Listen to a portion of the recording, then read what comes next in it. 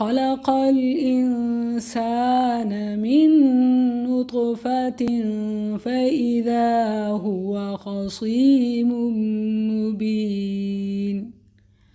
خلق، اس نے پیدا کیا، الانسان، انسان کو، من، سے، نطفۃ، نطفہ، فإذا، پھر ناگہاں، اچانک، ہوا، وہ، خصیم، جھگڑنے والا ہے، مبین، کھلا۔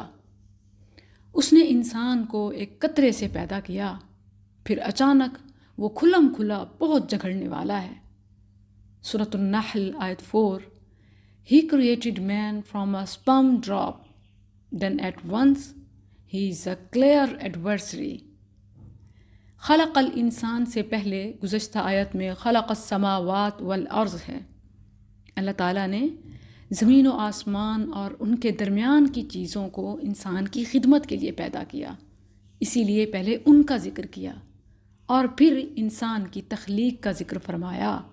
گویا مکیں سے پہلے مکاں کا بیان ہوا، انسان کو توجہ دلائی کہ اے انسان، اللہ نے تجھے ایک حقیر پانی کے نطفے سے پیدا کیا۔ یہاں من نطفتن ہے، اور دہر 2 میں من نطفتن امشاج، ملے جلے قطرے سے، اور سورہ مرسلات آیت 20 میں فرمایا من ماء مہین، حقیر پانی سے۔ سورہ طارق کی آیت 6 میں من ماء دافق ہے کہ اچھلنے والے پانی سے۔ اور یہاں بھی غور کریں تو نطفتن، تا اور پھر تنوین، یہ تحقیر کے لیے ہے، یعنی انسان اپنی اوقات اور اصلیت پر تو غور کرے کہ اللہ نے اسے حقیر، معمولی قطرے سے بنایا۔ پھر خصیم، یہ مبالغے کا صیغہ ہے کہ وہ جھگڑنے والا ہو گیا اور اللہ ہی کے بارے میں سوال کرنے لگا۔ اگر وہ خود اپنی پیدائش پر غور کرے تو پھر کبھی یہ جرأت نہ کرے، جیسے یہ مضمون سورہ یاسین میں تفصیل سے بیان ہوا ہے، اولم یر الانسان انا خلقناہ من نطفۃ فاذا هو خصیم مبین۔ اور کیا انسان نے نہیں دیکھا کہ بے شک ہم نے اسے ایک قطرے سے پیدا کیا ہے تو اچانک وہ کھلا جھگڑنے والا ہے۔ وضرب لنا مثلا ونسی خلقہ، اور اس نے ہمارے لیے ایک مثال بیان کی اور اپنی پیدائش کو بھول گیا۔ وہ کیا مثال؟ قال من یحیی العظام وہی رمیم، اس نے کہا کہ کون ہڈیوں کو زندہ کرے گا جب کہ وہ بوسیدہ ہوں گی۔ وہ یہ غور نہیں کرتا کہ جب وہ خود تھا ہی نہیں، اس کا وجود ہی نہیں تھا، ایک معمولی قطرے سے کس نے اسے تخلیق کیا؟ تو جو عدم سے وجود میں لا سکتا ہے، کیا مرنے کے بعد نہیں اٹھا سکتا؟ آیت میں اذا، یہ فجائیہ، اچانک کے معنی میں آتا ہے، اور اس کا یہاں استعمال 2 لحاظ سے بہت اہم ہے۔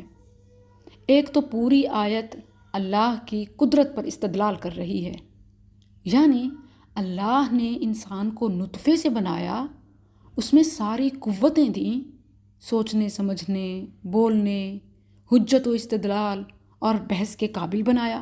یعنی یہ پوری آیت اللہ کی قدرت اور اس کے خالق ہونے پر دلیل ہے۔ اور یہ معنی بھی ہو سکتا ہے کہ اللہ نے معمولی نطفے سے انسان کو تخلیق کیا، مگر وہ اپنی اصلیت اور اوقات پر غور کے بجائے اللہ ہی کے بارے میں جھگڑا کرنے والا ہے۔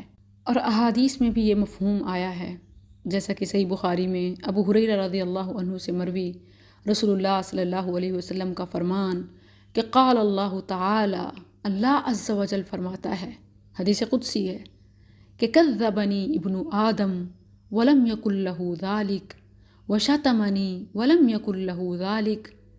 ابن آدم مجھے جھٹلاتا ہے، حالانکہ یہ اس کے لیے مناسب نہیں، وہ میرے بارے میں زبان درازی کرتا ہے، یہ اس کے لیے ہرگز جائز نہیں۔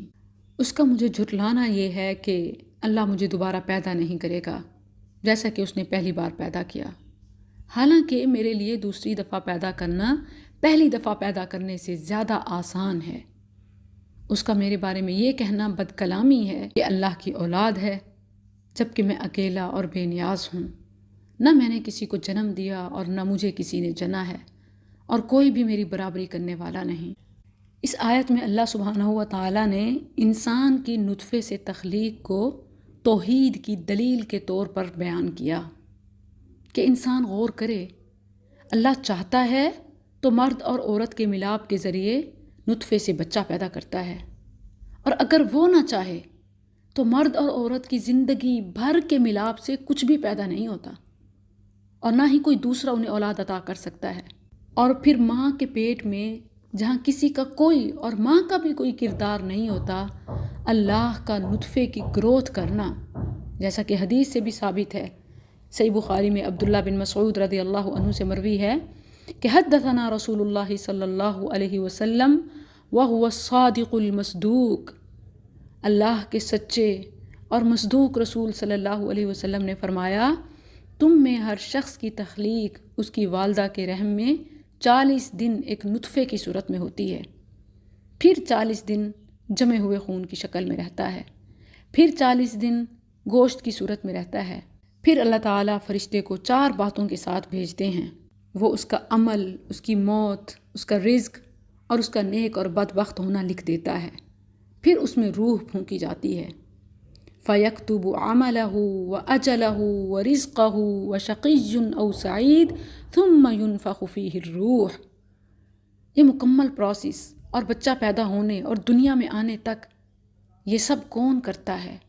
یہ معلومات جو صدیوں پہلے قرآن میں دے دی گئیں، آج تحقیقات، اخراجات، سائنس اور میڈیکل میں انقلاب کے بعد معلوم ہوتی ہیں، ثابت ہوتی ہیں، تو صدیوں پہلے بغیر تحقیق کے اور تعلیم کے کس نے یہ سب بتا دیا؟ کیا یہ سب اللہ وحدہ لا شریک کے خالق ہونے کی دلیل نہیں؟ یقیناً توحید کا اس بات ہے، اور انکار کرنے والوں کے پاس کوئی دلیل نہیں۔